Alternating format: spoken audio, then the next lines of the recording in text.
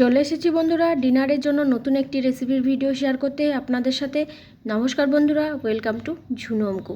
ঝুনু অঙ্কুকে আপনাদের সবাইকে স্বাগত জানাই। আজ আমি আপনাদের কাঁচা ছোলার একটি রেসিপির ভিডিও শেয়ার করব। একদম নতুন একটি রেসিপির ভিডিও শেয়ার করব বন্ধুরা, রাতে রুটি পরোটা খাওয়ার জন্য। আশা করছি আজকের রেসিপির ভিডিওটা আপনাদের ভালো লাগবে, তাই শেষ পর্যন্ত দেখার জন্য অনুরোধ রইল। চলুন তাহলে কীভাবে বানাই সেটাই শেয়ার করব, আর কী কী উপকরণ নিয়েছি সেগুলো আপনাদেরকে দেখাবো। এখানে আমি নিয়েছি একটা আলু, মাঝারি সাইজের আলু, একটু ডুমু ডুমু করে কেটে নিয়েছি। তার সাথে আমি নিয়েছি টমেটো এবং পেঁয়াজ কুচি, পেঁয়াজটা এবং টমেটো মিহি করে কেটে নিয়েছি। আর নিয়েছি আধ বাটা মশলা। এদিকে গ্যাসের চুলা অন করে একটা প্রেসার কুকার বসিয়ে দিয়েছি। কুকারের মধ্যে দিয়ে দিচ্ছি তেল।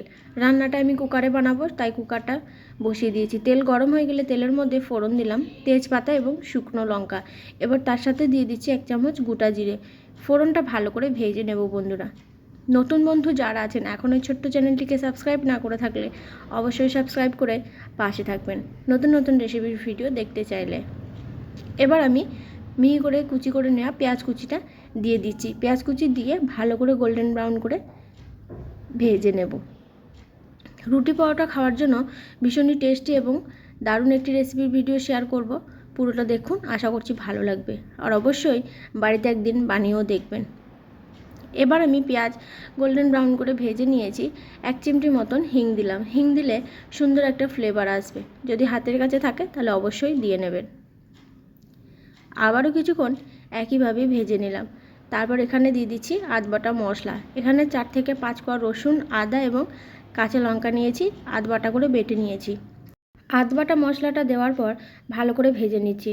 প্রায় 2 মিনিট মতন ভেজে নেওয়ার পর যখন কাঁচা গন্ধ চলে যাবে একে একে গুঁড়ো মশলা দিয়ে দেব।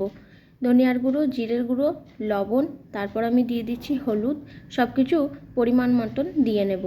হলুদের গুঁড়ো দিয়েছি। এবার দিয়ে দিলাম 1 চামচ মতন লঙ্কার গুঁড়ো, ঝাল লঙ্কার গুঁড়ো দিয়ে নিলাম। মশলাটা ভালো করে আবারও কিছুক্ষণ কষিয়ে নেব। একটু ভাজা ভাজা হয়ে গেলে তারপর দিয়ে দিচ্ছি টমেটো। টমেটোটা আপনারা চাইলে গ্রেট করেও দিতে পারেন। এইভাবে ভালো করে কষিয়ে নেব 3-4 মিনিট। কাঁচা ছোলার এই রেসিপি আগে এইভাবে কখনো বানাইনি বন্ধুরা, তাই প্রথমবার বানাবো এবং আপনাদের সাথে শেয়ার করব। মশলা দেখুন খুব ভালো করে কষিয়ে নিয়েছি, ভাজা ভাজা হয়ে গেছে। সামান্য পরিমাণে আমি জল দিয়ে নিচ্ছি।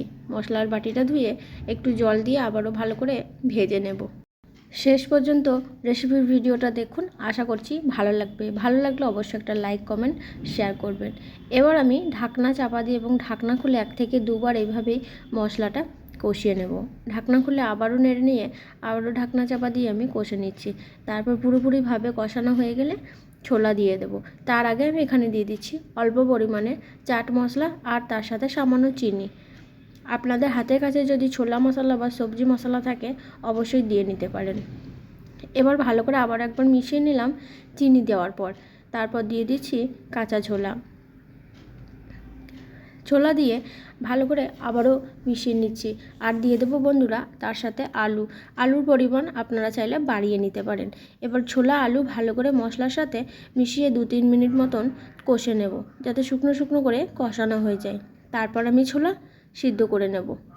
আর এই রেসিপিটা কিন্তু রুটি পরোটা সব কিছুর সাথে খেতে দারুণ লাগবে, আর খুবই কম সময়ে তৈরি হয়ে যাবে। মজার একটি ডিনার রেসিপি, পরিবারের সবাই মিলে খেতে কিন্তু দারুণ লাগবে রুটি পরোটার সাথে। ঢাকনা চাপা দিয়ে আবারও কিছুক্ষণ কষিয়ে নিয়েছি। মশলা একদম শুকনো হয়ে গেছে। এবার আমি জল দিয়ে নেব। পরিমাণ মতন জল দিয়ে সিদ্ধ করে নেব। এই যে এরকমভাবে হয়েছে। পুরোপুরিভাবে মশলার সাথে ছোলা আলু কষানো হয়ে গেছে। এবার জল দিয়ে দিচ্ছি। জল দিয়ে ভালো করে সিদ্ধ করে নেব। প্রায় 5টা সিটি আমি দিয়ে নেব। জল দিয়ে দিলাম, জলের পরিমাণ একটু বেশি রেখেছি বন্ধুরা। তারপরে ঢাকনা চাপা দিয়ে সিটি দিয়ে নেব। এবার ভালো করে মিশিয়ে নিলাম। এবার একটু দিয়ে দিচ্ছি আমি লবণ। লবণ পরিমাণ একটু কম হয়েছিল, আগে আমি 1 চামচ মতন দিয়েছিলাম। আবারও 1 চামচ মতন লবণ দিয়ে ভালো করে মিশিয়ে নিলাম। অবশ্যই এই সময় লবণটা দেখে নেবেন বন্ধুরা। এবার ঢাকনা চাপা দিয়ে মিডিয়াম ফ্লেমে 5টা সিটি দিয়ে নেব। তারপর আমি ঠান্ডা হয়ে গেলে খুলে দেখাবো। 5টা সিটি পড়ে গেলে তারপর আমি প্রেসার কুকারটা খুলে নেব ঠান্ডা হয়ে গেলে। যেসব বন্ধুরা এই ছোট্ট চ্যানেলটিকে সাবস্ক্রাইব করে পাশে আছেন তাদেরকে অসংখ্য ধন্যবাদ জানাই এইভাবেই পাশে থাকার জন্য।